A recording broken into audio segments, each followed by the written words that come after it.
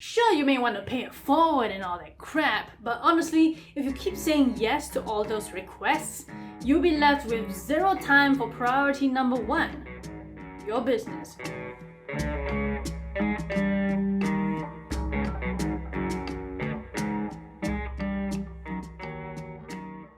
Greetings and welcome to my official rant series on why things suck. In this video, I will go on and on about why brain picking should cost at least 1 million fucking cups of coffee. In fact, anyone who asks to pick your brain should at least owe you half of their bloody fortune. I mean, seriously, how many times are people going to come up to me and try to interrogate me on how I do things or how I got this job? You saying you don't have enough savvy to figure that out by yourself? First up, that kind of information should not be free. Yes, I know there are such things as freemiums, but again, those are usually a mutual exchange and mutual benefit, and it is not one-sided. Brain picking is usually one-sided, where the picker tries to extract as much information from you, and you get nothing in return other than a cup of coffee that will be digested and gone anyway. In fact, 10 out of 10 successful people agree that brain picking is not only self-serving and one-sided, but it is also the most annoying question in the world to ask of them. Your value is worth much more than a measly cup of coffee, and so is your time. If they really want the information, get them to fork it up, ideally a lot of cash for your precious time. People, there's no such thing as free consulting or anything once you're already up there, okay? Secondly, brain pickers just want someone to tell them the answers to their life's problems. There should be a fee for that. Seriously, these people are usually either just stuck, lazy, or just want shortcuts given to them. They seek to brain pick from others they perceive to be at a place where they want to be, except that they think that they could be cunning enough to get the information for free. Like seriously, one time there was a guy who just called this guy Frank. Man, his life was so f***ed up. All he did for all the carpool rides I'd taken with him was interrogate me to try and find out how I think and how I do things. Like seriously, all this salad and the chicken nuggets you buy for me ain't going to merit that kind of information that you want me to reveal. So thankfully, all of them were mainly lies. Really, everyone has their own path to take. So these brain-picking imbeciles are just too lazy to solve their own problems. Next, they could be spies or potential competitors in your industry. Yes, such people do exist, where they pose as a friend but work as a spy. For example, in my industry of VR, most people ask me how I think the market is going. It is a common question, I get it, there's nothing really wrong with that question. The thing is, usually these people who asked more than that for free are either working on a startup idea or something related to your business and industry. See, most people are cunning that way. All the more to jack the shit up on your brain picking or consultation prices. Finally, engaging with them brings you zero benefits if you cannot get something back. In other words, it is all about the ROI. And yes, I even did research into this, and I am not alone here when I say that these kinds of meetings bring me nothing if they are for free. Sure, you may want to pay it forward and all that crap, but honestly, if you keep saying yes to all those requests, you'll be left with zero time for priority number one, your business. And you'll also be left fatigued, overexploited, and broke on time and money.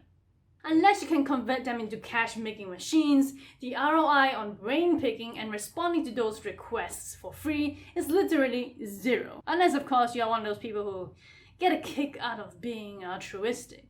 Again, this is by no means an exhaustive list. So if you can find any more reasons why brain picking should cost at least 1 million cups of coffee, please go ahead and comment on this video below.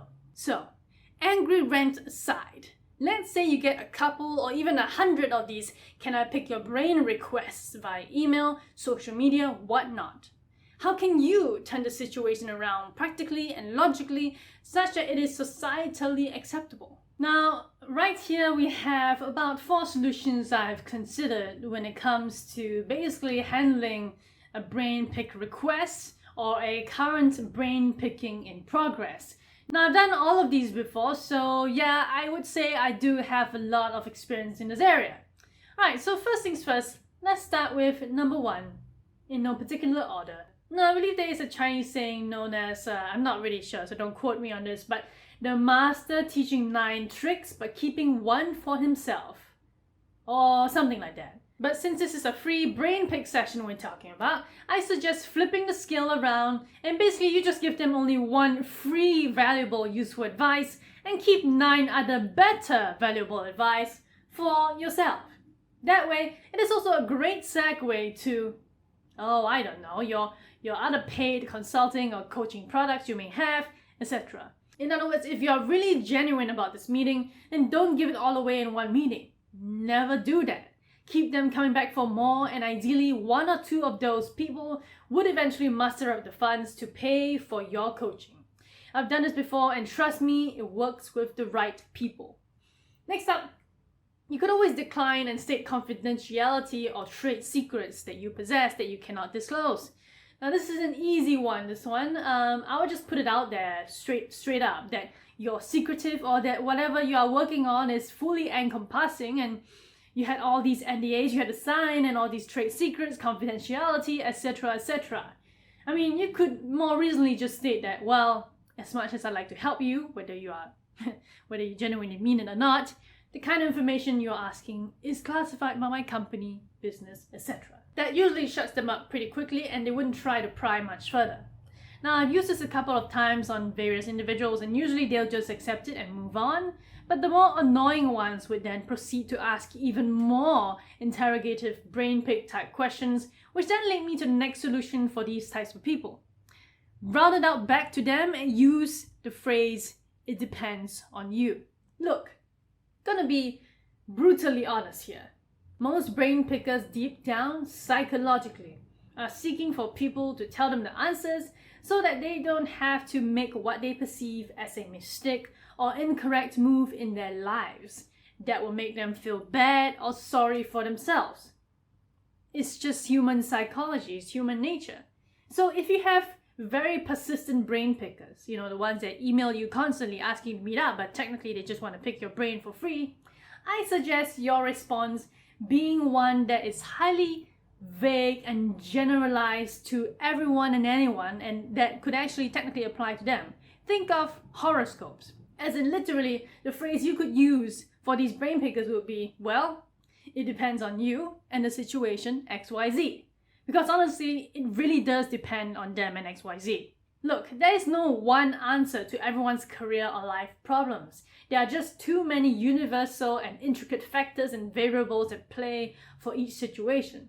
So, for all those pesky repeat advice seekers, like that idiot Frank in the car as I described earlier, just reply with, "It depends on you." Because it really does. And yeah, stop asking me if you should go to film school or not. I'm not going to even give you the answer to that because it really depends on you. Make your own mistakes, make your own choices, and learn from them yourself. Coward. Lastly, and certainly the least amount of effort in terms of a solution, just ignore, archive, delete, or block the email. Don't even respond to them at all. Anything that doesn't give you anything in return, just ignore it. Like, dude, no. I'm not going to tell you how I got a TED Talk, okay? Unless you pay me like 1,000 million, 100 bazillion, gazillion dollars. Simple as that. The key, of course, to consider which email to ignore and which to actually consider is if that email even offers anything to you. In other words, think WIIFM.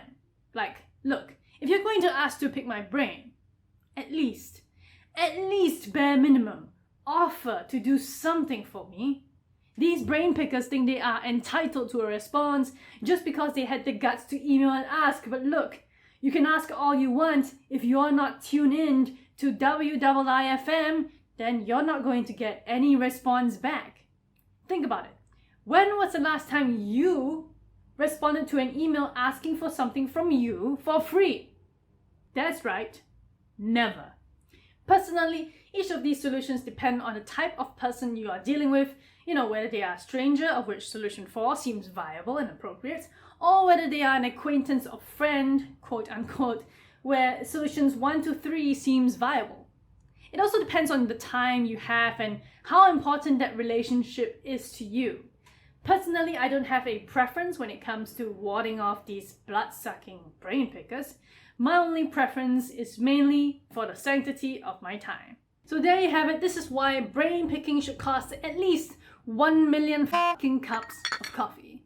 If you're serious about protecting your time from these brain pickers or getting paid by these brain pickers, then don't be afraid to say no or keep your responses as vague and generalized as possible. Especially if you're stuck on a 1-hour car ride being interrogated by a Frank who seems to lack social skills when it comes to, I don't know, establishing a connection first before trying to pry information from my brain. Or consider sending them a link to all your paid services as a response each and every time someone tries again and again to pry information from you.